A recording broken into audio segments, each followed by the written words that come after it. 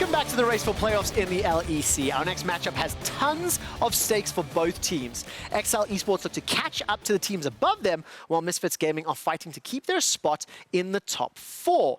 I wanted to speak to my analysts about all things XL and what they need to do in order to increase their chances of making playoffs.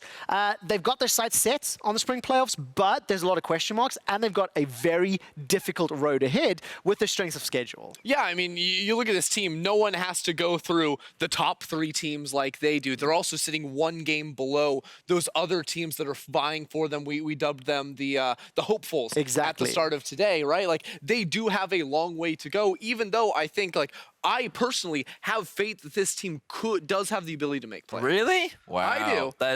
I don't know if they can be the big 3 right now. No, not the big 3. No. To make playoffs. Right now, I would rate them over Mad Lions personally, especially after seeing Mad Lions draft earlier today. For sure. It's definitely an interesting one, because I think that just when you look at strength of schedule and we look at the standings right now, something that Mad has an advantage over XL in is that they've beaten both G2 and Fnatic already this split, which means that they will be going up against Fnatic, I believe, later on as their final week. Yes. But they don't have to go through all 3 of them again. And because they've already got that win buffer, that puts them in a pretty favorable position. But now XL have to find huge upsets against the big 3 in order to stay in contention, let alone even potentially qualify for playoffs. And luckily for them, before they get to the big 3, they have Misfits today. Luckily? Luckily. Do we see what Misfits is? Look at it this way.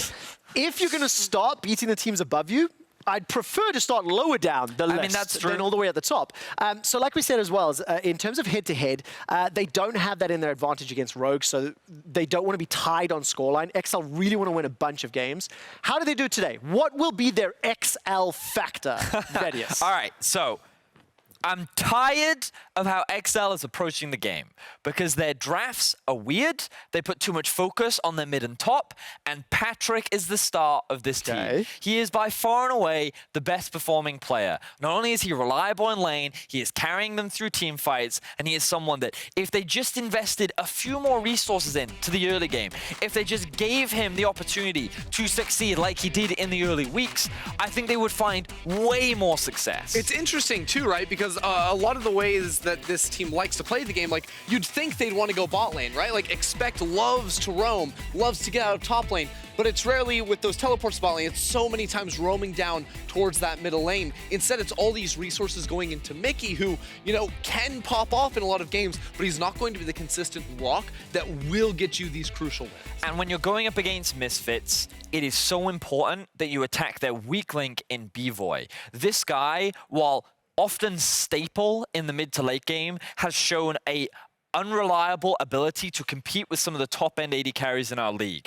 And by investing in the bot lane as well, you also limit denyk's ability to roam, which is so crucial when it comes to setting up big plays in the mid game for Misfits as well. So I think everything about this game speaks invest in the bot lane if XL want to stand a chance. Yeah, and these are a lot of points towards the earlier focus of the game, how to get Patrik in a position to win. But I also think a lot of XL's problems can come in mid-game as well, where their drafts don't always give them the ability to, like, have initiative, to start fights, and they sometimes lose focus of what they need to do to get a win. Closing thoughts as we're just about to go to picks and bans. Misfits are the favorites in this game. Sure. Absolutely. But I have had more question marks thrown at them over the last 2 weeks than obviously the first few. So how important is it for Misfits to have a strong showing right now? I mean, it's super important if they want to hold on to the 4 spot, because if they drop this game, all of a sudden you start asking the big questions of, now there's 4 teams that realistically any one of them could drop out. Right now they're very comfortably in playoffs. And I have so much faith in Razork right now. This guy is so good, in my opinion. For his very first split,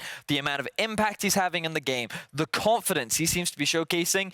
In that game versus Fnatic, when they were getting stomped, that guy did not slow down for a breath. He was ganking left, right, and center, no flashes, dives across the board. Like, I think this guy is a standout, and he is the main reason why I think Misfits is going to win today. Percentage chances for XL to create the upset? I'm going to say 35% for me.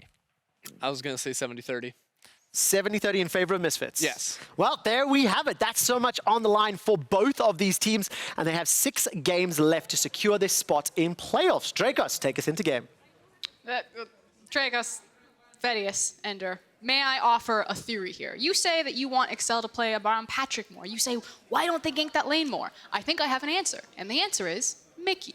Mickey is so volatile. He either pops off and he is one of the greatest mid laners that you've ever seen play the game, or he's having a really bad time. And when your mid lane is collapsing, as often as Mickey is collapsing, it forces Caedrel to either respond to cover, or it's usually the mid laner that rotates down to side lanes anyway. So having a very volatile mid laner means that you're probably not going to see a lot of attention go down into the bot lane. Just a theory, throwing it out there. Just a theory. And we'll have to see if that's a theory that Excel potentially want to draft round to set Mickey up for success. Maybe we finally see some of that bot side attention. Could happen for either team, of course, as Misfits are notorious for playing around the top side of the map. The set already banned away. The Ornn, the safe blind picks, nowhere to be seen. Literally every safe blind pick, they hate it. They don't want anything to do with it. It's going to be all about counter pick, but Misfits are on red side, so you have to feel like this favors their team. And the question is going to be that APHELIOS, will he get through again? It's one of Patrik's most played champions. I do agree with VODs and Ender that I think Patrik has been really the consistent backbone for this roster, and getting him power picks really does tend to pay off here. Final ban's going to come out. So far the Rakan taken away from denyk. Just in general, seeing a lot of Rakan bans. It also lessens the power of Misfortune. If they don't decide to ban APHELIOS here and they grab it, and then it's an immediate response for Bvoy to grab the Misfortune, it means that you won't have to deal with the MF Rakan duo. So I think if it's APHELIOS here, it actually kind of makes it stronger. Is that what they're going to go for? Are they going to opt to prioritize Patrik's champion pool, Patrik's comfort? But the SENNA's up and available. We've just kind of lost sight of it in the midst of all these top lane bans. So if they do play SENNA Tom Kench and it's Torre on Kench, I like fasting SENNA as a concept. I think it's obviously very strong. My issue is that I really like Torre when he has the responsibility on engage tools, and I don't necessarily like when Torre is forced onto something like a Kench. So we'll see if they go for that, or if maybe they flex the SENNA into the support position, as that's a pretty standard red side rotation on second. But at the same time, when you see an APHELIOS as well as a SEJUANI locked in, the setup there for any kind of major plays onto the SENNA is very, very powerful. So maybe Excel feel pressured to take something like the Tom Kench. I agree. I would rather see something that can actually benefit from all that farm. I'm not looking forward to a Sunfire Cape Tom Kench, but the GRAGAS will be locked in for Caedrel, so he's got some playmaking potential as well, and we'll see what the final pick will be here for Excel. Also, since SEJUANI has been picked up, there is now extra emphasis on picking up an AATROX. Melee champions work really well with SEJUANI. AATROX works exceptionally well with Sej, so that's kind of where I'm leaning for this third pick for Misfits, now that they have Sej locked in. And if you know it's going to be an AATROX, RENEKTON would be okay. Pretty solid. Obviously denying some of the SEJUANI RENEKTON synergy. Haven't seen that duo in a while, to be honest, but still something that has to be respected. And final pick here now for Misfits Gaming before they head into the second phase. Could opt to pick one of their solo laners and look to ban out, or could just match top lane here. Can't feel entirely comfortable that RENEKTON is going to the top lane, as Mickey is notorious for those AD champ picks, but still considering their options here. BRAUM coming through, so at the end of the day, Misfits will be forced into a more passive, more defensive bot lane for Bvoy and denyk. And now the question is, what supports are going to be banned away here from Torre? And there goes the Kench. I'm almost happy about it. Honestly, I am. I've played Fasting SENNA a few times now, always as the quote-unquote support, and all I'll say is Kench is the boring option. You can play any champion, it turns out, with farm is good. So why play Tom Kench? Why not play something a little bit more spicy? We're going to see how deep the Torre champion pool goes, how wild he can get. Talking about the first three picks from Excel, though, as these bans go through, I do want to talk about, obviously, the mixed damage profile between what we assume is going to be a jungle GRAGAS, could technically still be the support, as well as if that's a top lane RENEKTON versus mid, and then you have a SENNA on top of it. Anytime you have SENNA, and Excel, I believe, were the team that said this on air, you basically auto-win cross-map once she has ultimate, because when your top laner gets into a trade, it's basically like Karthus. You just line it up and shoot off the railgun. And it's such a huge trade difference, too. Because Karthus is going to do 200 damage to the enemy top laner, but Senna's going to do 200 damage to the enemy top laner and give your top laner a 300 damage shield. So big, big swing in terms of individual trading. But the Taric now will be banned away, too. So Clearly the focus is not on the solo lanes from Misfits Gaming. They know they're red side, they know have the luxury of last pick. Instead, just worried about shutting down the fasting Senna strategy with two of the premier options to pair with it. So you either go for a super strong blind pick that's left available, something like the Azir and the Corki that was rightfully targeted out by Excel, or you grab a flex pick that you can still move into either the mid lane or top lane position. We talked about the strength of AATROX and the fact that SEJUANI was available and he rises up on priority. Still also qualifies as that flex pick. And a very safe blind pick in general for top lane in terms of what is remaining, depending on how deep Excel want to go into their respective champion pools. We've seen the Mordekaiser come out in the past for Expect. If you want to go really far back, we've seen the Yorick when that was still a popular champion, but obviously got hit a ton of times since we last saw it. And I'm curious because Excel, I mean, they need to lock in both options here, so they're taking their time. Rumble.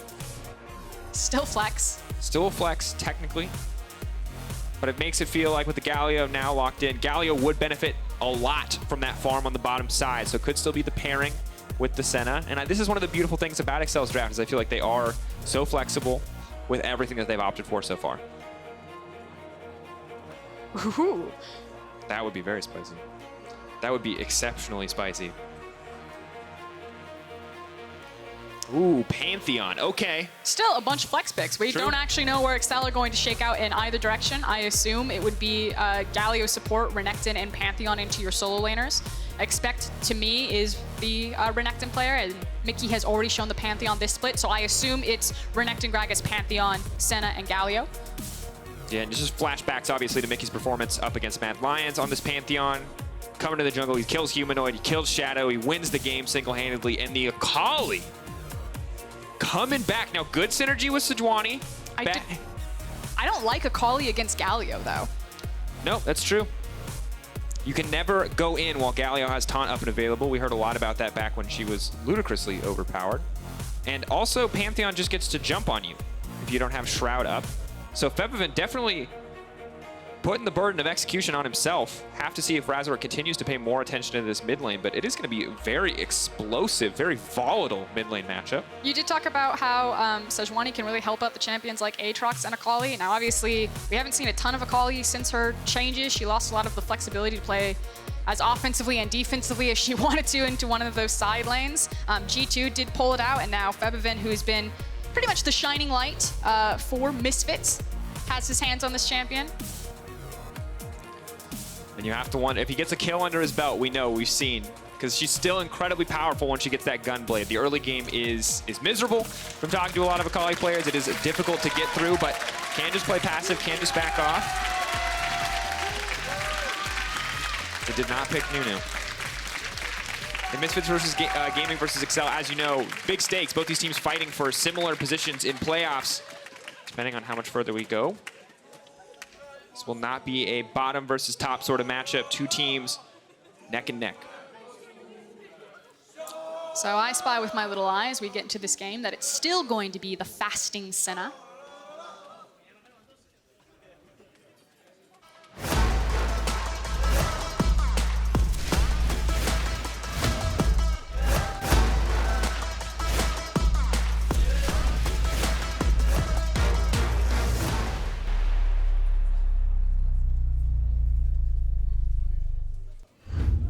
I never know when it's coming up. They gave me the countdown, to be fair. I'm supposed to do the thing where I'm like, and Excel versus, and we're gonna time it really well. Stop me next time. We'll figure it out. La la la la la la. How many laws did you add there? How do you not have that one learned yet? Let's go Misfits 2, all right. As I was saying before the LCK intro, fasting Senna with Galio support still. So Ender did a great breakdown. I believe Chakras has also done a breakdown. We've seen it globally. The thing that Ender added is trying to min-max what creeps you're actually farming on the champion, and it's usually 2 creeps per wave. You'd prefer to do that on the melee minions, because obviously they're worth more gold than the back caster minions. And then you're trying to make use of the changes where she has the ability to pull more mist and poke and be super obnoxious. And up against a matchup like BRAUM, APHELIOS should be able to poke pretty comfortably in this lane. Have to see how much time Caedrel wants to spend around the bottom side. You heard it from the desk, you heard it from us as well. This is not something that Excel have been known to do. Mickey maybe with a comfort pick in his hands up against an Akali. can do well on his own, free Caedrel up to spend more time on the bottom side of the map. There's also the potential of a lot of gank and focus in this mid lane between Caedrel and Mickey. Caedrel right now going for the full clear GRAGAS, so Rud into Krugs, do Krugs, kid. Creds into Raptors, into Predator reset. And then he could potentially gank from the top side of the lane. Usually the supports, when they reset and they walk back onto the map, they usually always ward bottom side river because you're usually playing around Drake. And that right there is why we're a little bit nervous about the AKALI pick. Big damage coming in. Hard to finish up the dive at this point because it's only level 2 Pantheon, but as level 3 comes through, it's going to be only more difficult for Febiven. He can now opt to get the Shroud here, though, or the Shuriken flip to take him out to safety. Is Expect is invading just to disrupt Razork a little bit here. He's at a level disadvantage, however. Yeah, Expect also did a wonderful job of getting the bounce off the tower. So if you peek up at his wave, you can already see that it's been reset in the middle of the lane, and his jungler started bot side. The reset has come in from GRAGAS. He's now walking into his top side camps, and Expect was able to push fast enough to hit AATROX's tower and then fall back, and he could potentially find himself in setting up a gank for Caedrel top side. Now Caedrel has done the reset as predicted, Froskurinn, and he's gone back for the Predator. As you said, can look to get some more aggressive plays across the map. Razork has been spotted. They know that he's cleared out the red buff. Caedrel knows that if he continues forward on the top side, he should be relatively uncontested here. Mid lane has to be careful, though. Mickey playing with a little bit of fire. Big damage, though, as the Ignite is ticking down. Febiven, if he steps forward. Spear coming through. Flash forced down. Caedrel now going to try to walk in, but Razork already there. And mid lane not going well for Misfits so far, but if they don't die here, it's not too much of a loss outside of the flash. But honestly, it's 7 CS for Febiven. This is brutal. And it can get really bad because obviously this gives so much space for Caedrel to then transfer Febiven's bleeding into Razork's hands, as Caedrel's going to continue to hunt for him in the jungle, knowing that he has priority in both the mid and the top lane position. And bot lane's doing well as well. And this might just be a game where we look back on this draft and say XL just won in pick and ban. Now, of course, still a lot of opportunities for SEJUANI and AKALI and AATROX on the top side to get something done, but right now this early game is disastrous. 27-9, 3 times the CS in the back pocket of Mickey. Febiven just has to go back and buy a cloth armor while Mickey's up 2 long swords. There was potential that Caedrel actually could have looked for double scuttle on Razork. I don't know if he's going to get it this time around because he's going to grab top and probably move into his top side jungle, pick up his buffs, and it should give Razork enough time that he can also pick it up. So maybe on review, if you look at Caedrel, if he wanted to be super efficient with his pathing, while he had so much priority over mid lane, he could have grabbed top scuttle, maybe done blue, and then had enough time to walk to bottom scuttle. Scuttle is worth so much experience in gold, especially compared to any other camp, but as you can see, Razork does manage to get it. Can't tell if I actually really decide if Caedrel min-maxed correctly there in the jungle pathing, like peeking up top side. I think he actually could have just streamlined his time efficiently and gone into like power farm jungle mode. Yeah, maybe he's feeling like he could make a play, he could make something happen, as Mickey once again just absolutely smashes a trade here. Of course, this window where his cooldowns are all unavailable is just unpunishable because Febiven has really nothing here. Will get easier as the ulti starts to come through, as the Gunblade comes through, but for now it is all about Mickey here in the mid lane. Yeah, and things aren't going to get much better until, not just for that itemization that you're talking about with Febiven, but also Razork needs to get access to key levels to do damage. Usually SEJUANI actually has a lot of power in skirmishes and river because she has surprising burst damage associated with her, but when you're losing so much priority in your lanes because you have something like a mid lane AKALI that's just getting kicked in, Razork he's just trying to grind to level 6 as fast as possible and just praying that he can get there.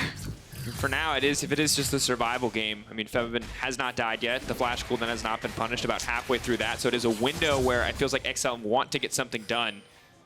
Really punish Febiven for going so far down early, for getting poked out of lane.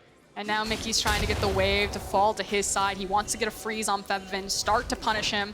We've already talked about how Febiven's brutal lane phase is starting to leak into Razork's jungle, and you can see Caedrel taking away the Raptor camp, delaying SEJUANI. Febiven, though, getting a lot of damage down. Conqueror now proc. Febiven can't commit here. He's out of energy, but does have the ultimate. If there's no ward there, you have to wonder if Mickey would have gotten baited in, but good vision control, good proactivity on placing that one down means Mickey's fine. Still massive CS advantage.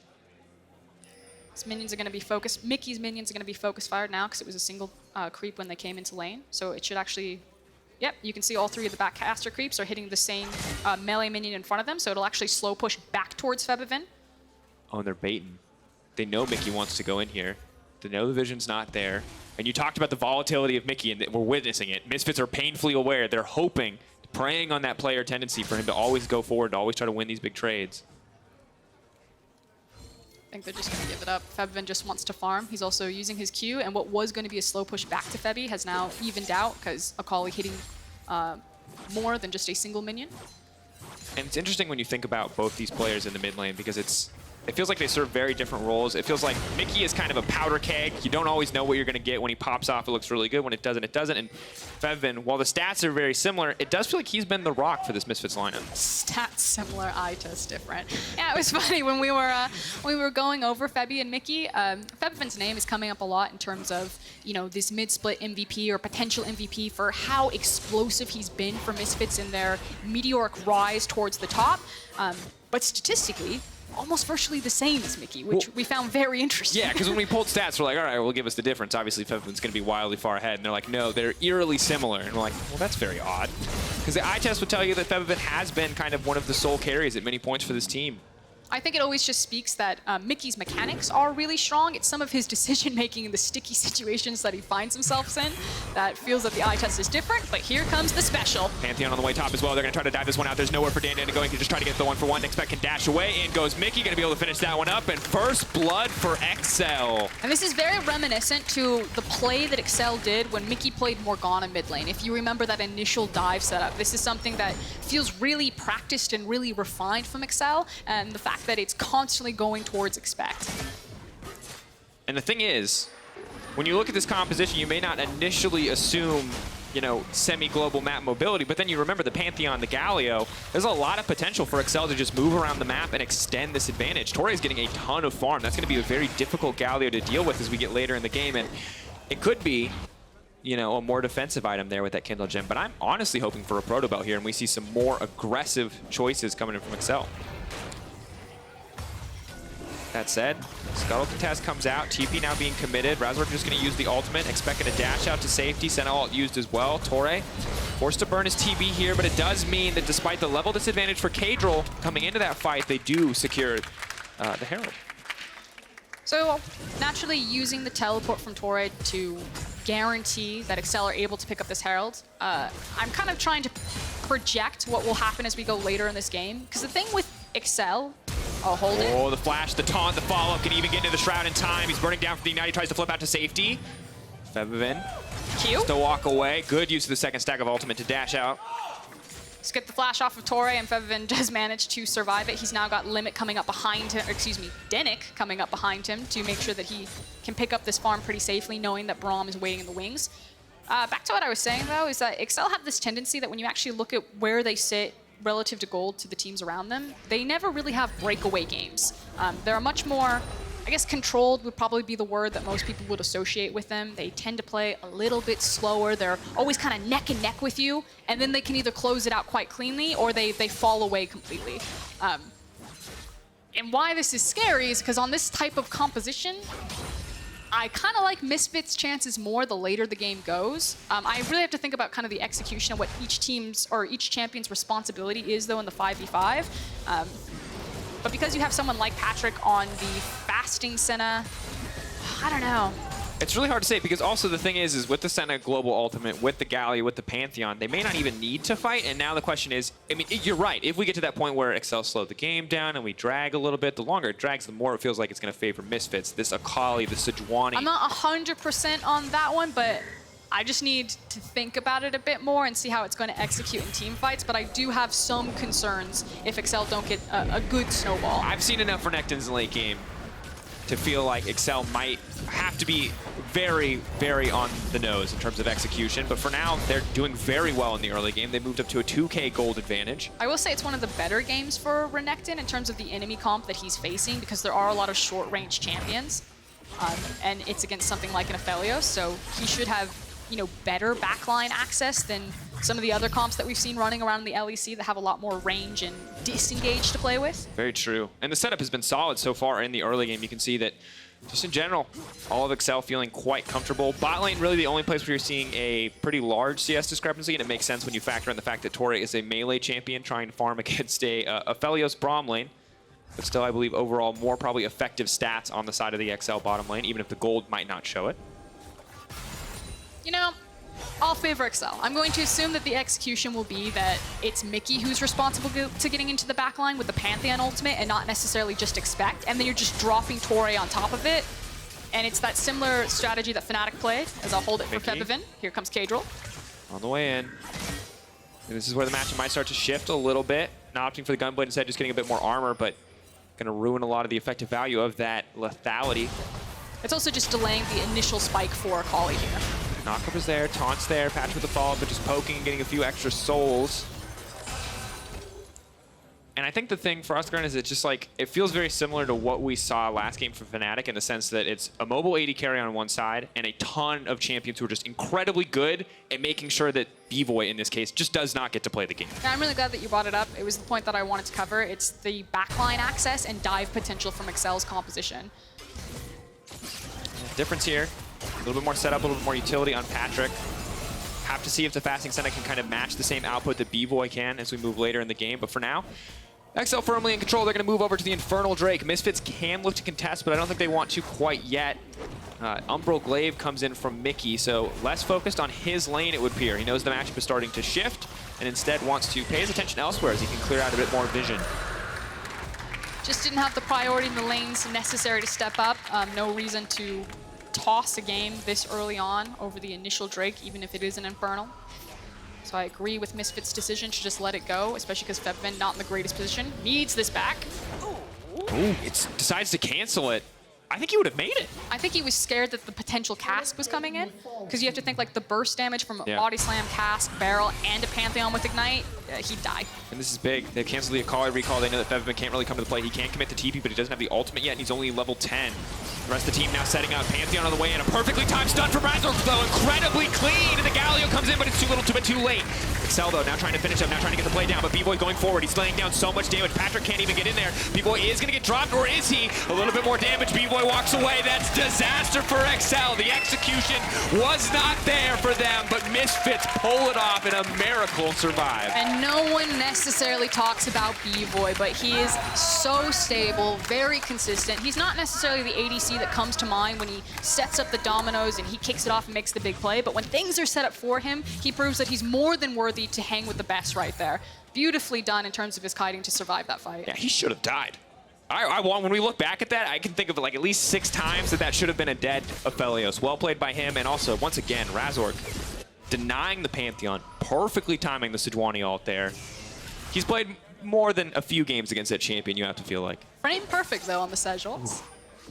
And now, we've gone from XL are dictating the pace, XL are in complete control, to Febiven's approaching that Gunblade. Febiven's going to start to be more and more scary, and suddenly it's the SENNA that I'm worried about in terms of defending your backline. Yeah, it's really important because we talked about how Febiven, when he had to itemize into the Seeker's arm guard because he was against Pantheon in the mid lane, was delaying his initial power spike for that Gunblade, which is, as you said, the big window for AKALI, and now picking up this extra bonus into the bot lane kind of puts him back on track for that.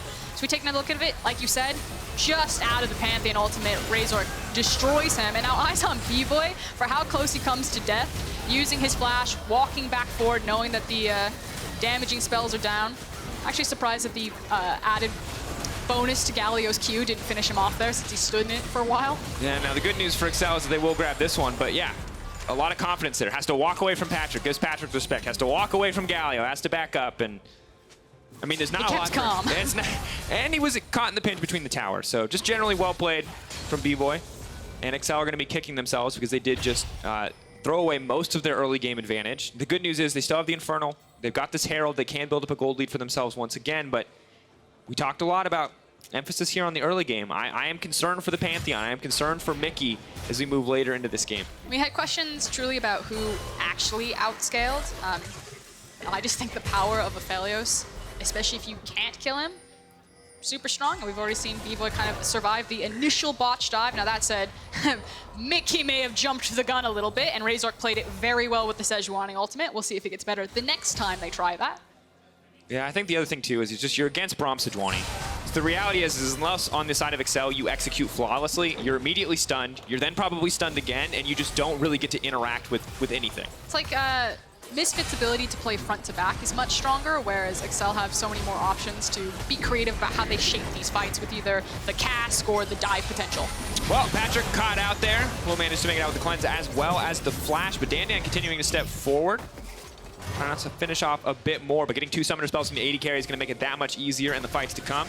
Meanwhile, on the bottom side, though, Expect already pushing in, looking to break down 1 tower of his own. Yeah, it feels like Excel still playing the map. However, the fact that they got the mid tower with the Herald, now it's Expect picking up this bottom structure. So still across map, they're going to maintain their gold lead if Expect can get out of this. Of course, already has the Black Cleaver finish, so 40 CS advantage for him. See if he can continue to bully out in this matchup. Looks like we may be having a GA here. But for now, the mortal reminder just to continue to make him a nightmare to play against on the side lane. It always feels that, and I was having this conversation with Bvoy on the analyst desk the other day, that RENEKTON just doesn't have the same longevity as other top lane champions in the game.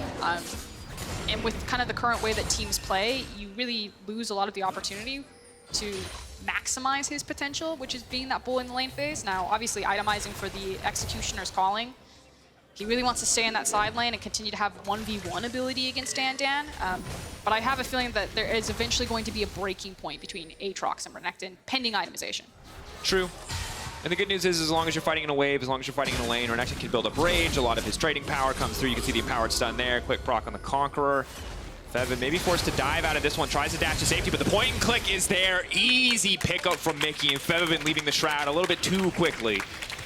And that's the threat whenever anyone goes that side lane. You talked about it earlier, Dracos. It's the fact that there's so much mobility on the side of this Excel composition with the Pantheon and the Galio in tandem that you can't really afford to be that far forward on these lanes, especially with how much CC sits in these champions.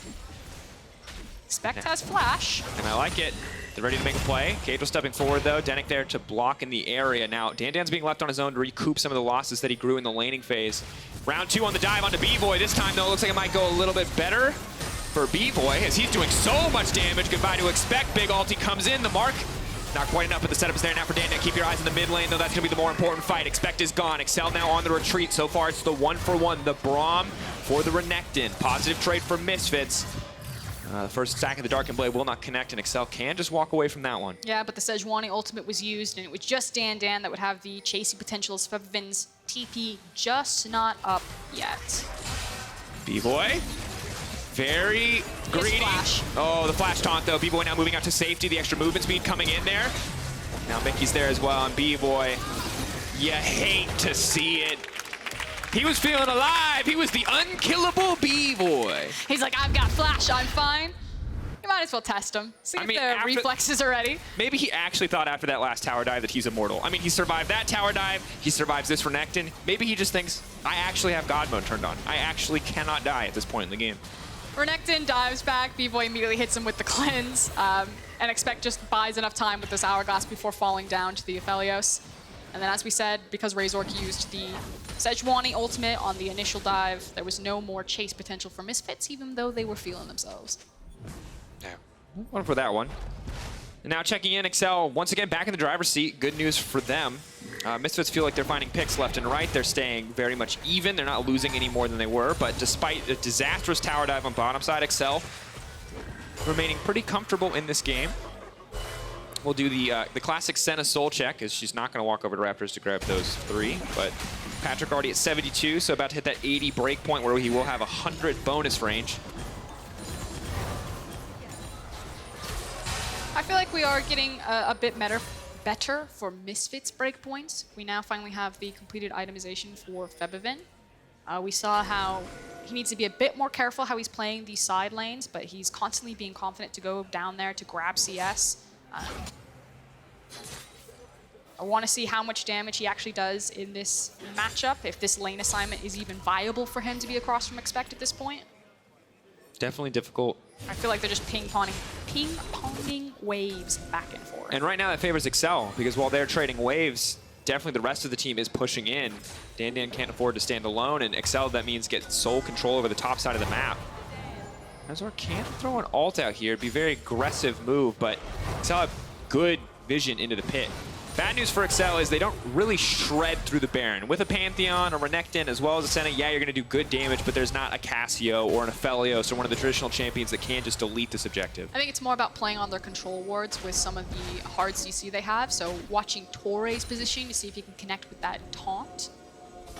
As Misfits are doing a really good job being very respectful here, moving with denyk, checking the brushes whenever he has the Q available, and Razork's not, you know, jumping the gun on just throwing out SEJUANI ultimates when he gets scared. He wants to make sure that his team's behind him to follow up on that CC for damage. I wonder if Misfits are waiting for any specific breakpoint. They do now have, or will shortly have, 2 items now coming through from Bvoy as he finishes the Runeans. It's actually really well played from Misfits in terms of just the patience that they have in grappling for control over their jungle again by slowly moving their control wards. You know, you think about some of the Oh, that was a big bait. Febiven threw down the Shroud and Expect just takes the bait. He goes, wait a second, why would he do that? That's so it. It's not Expect. You've been baited, you've been outsmarted, now you're stunned. The Galio coming in though, maybe he can't turn it. The knockup's there, Expect running for his life. Sidestep there from the SEJUANI, but no, Febiven flat forward, shoots him with the gun fade right away, and now manages to make it out too. Clean play comes in from Misfits. Patrick's left on is lonesome. The snare's gonna come through, the concussive blows does not land, but the onslaught comes out, and Misfits just like that start to even things up. Oh, hold on, Bvoy might be on the wrong side of things. Big ult though, the follow-up to Severum. The lifesteal Torre doesn't have enough damage to beat through him, and that's going to be the double kill now coming in. This is going to be a Bvoy cleanup show. If they try to go any further into this fight, messy series of plays. Yeah, but ultimately it's Misfits who win out and also have proper positioning on Baron. And we talked about how Excel might not be able to burn Baron, but Misfits' composition can really shred through this. Absolutely shred. He has a Severum as well with the onslaught. It's going to be a lot more damage. Mickey, one man versus the world. Caedrel here to try to steal it. Expect can try to come in as well. This is definitely not what you want to be doing. Febiven will have the Shroud up and available for this play. 4K getting lower. Expect diving into the pit, trying to get some damage down. Pantheon now leaping in as well. That's going to be big. Mickey goes to the backside, but the APHELIOS is too strong. There's too much lifesteal. That's the shutdown. That is not at all what Excel wanted. Desperation is the name of the game, and it bites right back as Misfits will take the Baron. And everything went wrong for Excel there. They thought, maybe this isn't going to be so bad. Misfits caught them out onto the rotation, moved it perfectly into Baron, and you called it desperation from Excel. They panicked in the moment. And the thing is, Froskurinn, we'll get a chance to look back at that, I'm sure. But this is a game that Excel had to win. This is a game they could not afford to lose. Because when you look forward, when you look ahead to what's coming up, it is Fnatic, it is G2, it is OG. Yes, there are other teams there too, but these are the big 3. This is where you need to find wins. Because sadly, Misfits is one of your easiest options overall. We take another look at that one. You set it up, Dragos. It's the fact that preemptively, the Shroud came up to try to bait Expect. And Expect does do his due diligence and stalling for as long as possible before the Gunblade finishes him off. But then it's, I actually think, where Patrik gets caught out trying to make rotation in River, and you can see that BRAUM and Bvoy have already found him. I'm just very sad that that play worked. Just like, oh, why would AKALI randomly Shroud in lane for no reason? But as he said, and this is the thing, Bvoy's now been set up in a position where he's gotten to sit, scale comfortably. Everything was happening around the top side, and he's hit that APHELIOS nightmare state where he can just shred through anyone who walks into melee range, assuming he's got the right guns up and available. And Febiven, from getting bullied in lane, is now 3-1-4, has a CS lead, has 2 items completed, and it's going to be very hard to 1v1 him. And now all these breaking points have come to fruition for Misfits, and we were, you know, talking about it in the early game. Do Excel have the composition where they can get to that back line, where they can do what Fnatic did previously and make APHELIOS' life a living hell? And the answer is no, really, in these team fights that we've seen. Bvoy is just melting through people. You called it the nightmare phase, and front-to-back team fights are feeling very good for Misfits. Yeah, and it's only now with the setup as well. The Coward connects, you get the immediate stun follow-up. But we said question marks around scaling, right? We said there's possibility for Excel to come out on top to win some of these late games fights. It's all about execution, and we're going to have to see if they can execute here because Pantheon is on the way, and Spear connects. Pantheon coming in too. They're going to knock up. They're going to take denyk out of the fight right off the bat. They want to limit the concussive blows. Torre's there, but they've now burned everything. The follow-up fight, they have to win this. They have to make use of this man advantage. Razork going into the backside. The stuns are coming through. The follow-up's there for Bvoy, but the ult misses. The range nerf turns against them. Febiven's going to grab one. They want to find the follow-up, but he just manages to walk away. Big damage from Dan Dan. The follow-up, the Infernum, the snares are there. Dan Dan's looking for a victory lap as he just runs through the Excel lineup. Dan Dan, you God, what a cleanup. Dan Dan the man picks up the triple kill. Now that said, he was the guy who walked away with the triple, but Bvoy's damage was disgusting throughout that fight, even setting up that initial kill when Dan Dan flash forward to land on him. And Misfits immediately turn it on. They find the correct itemization. Bvoy's like, I'm APHELIOS, we can walk through them, and they walk through the Nexus. Absolutely. Once those ults are all down, it is a go button for the entire Misfits lineup. A well-played game. Misfits gonna move up to 9-4. Excel, they had the early game, they had everything, but they got too desperate and it all fell apart. A win for Misfits.